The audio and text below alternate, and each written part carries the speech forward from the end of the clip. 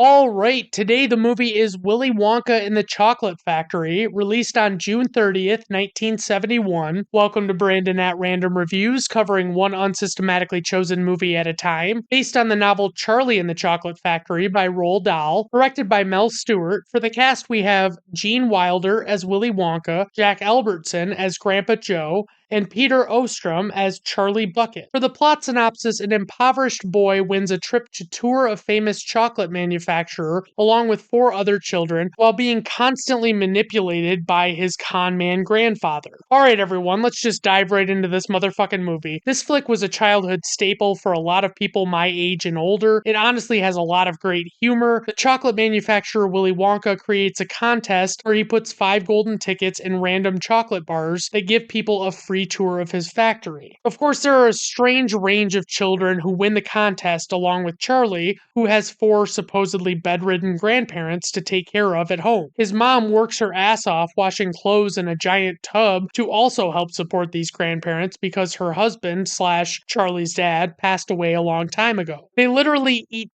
cabbage water nightly because they can't afford any more than that and are appalled when Charlie buys a loaf of bread that he brings home to them because it's so unbelievable that he could justify that expense. But when Charlie reveals that he unexpectedly found a golden ticket in his chocolate bar and is allowed to bring a +1 on his factory tour, Grandpa Joe, who had previously not set his feet on the ground for 20 years, we're to believe, miraculously figured out he still knew how to walk. Not only does he know how to walk well enough to convince Charlie to bring him to the chocolate factory, but he literally breaks out into a fucking song and dance number, and no one questions his motives at all. And if you watch this through the lens of Grandpa Joe being a con man, you notice things you never spotted before and see that Joe clearly has a deceitful background, including saying that it doesn't matter how Charlie got the loaf of bread he brought home and that he has it and that's all that matters, which is, just typical of a con artist. There's actually a subreddit called Grandpa Joe Hate that is full of numerous observations from this film regarding Charlie's grandfather's questionable behavior.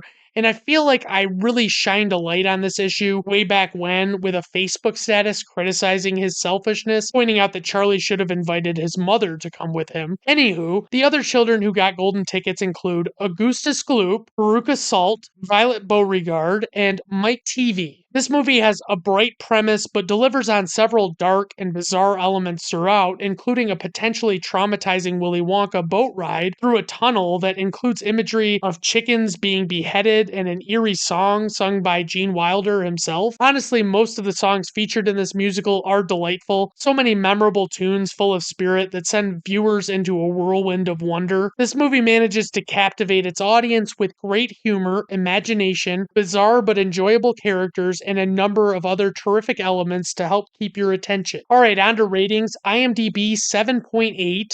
Letterboxd 3.8, Rotten Tomato Critics score 92%, Rotten Tomato Audience score 87%. Personal rating 4.5 out of 5 stars. Like I said, this is the childhood favorite. I love the silly humor of what all of these grown-ass adults are willing to prioritize a trip to a chocolate factory over in the beginning, as well as all the other hilarious characters while they're actually doing the tour. There's a lot of imagination at play in this story, and everything is so fucking silly. It's still great to revisit years later. I still find it very amusing. Alright everyone, thank you for stopping by. I do appreciate it. Have a good rest of your day. Bye now.